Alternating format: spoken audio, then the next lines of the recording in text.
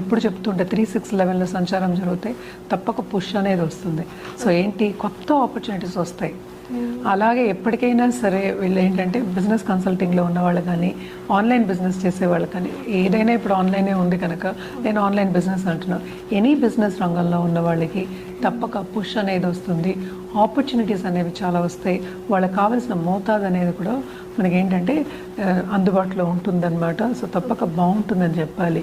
కానీ ఇక్కడ ప్రాబ్లం ఏంటంటే స్లైట్ ఇష్యూ మనకి చూసామంటే అష్టమ శని జరుగుతుంది.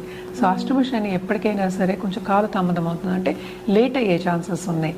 అంటే ఏంటి పుష్ అనేది వస్తుంది కానీ అది తొందరగా రాదు. అంటే మనకు పేషెన్స్ ఉండాలి అని చెప్పడానికి అనమాట. తప్పక శని ఏంటంటే పని చేయిస్తాడు, పని అవుతుంది. అట్ ద సేమ్ టైం ఏంటంటే పుష్ అనేది ఆపర్చునిటీస్ అనేవి ప్లెంటీ వస్తాయి.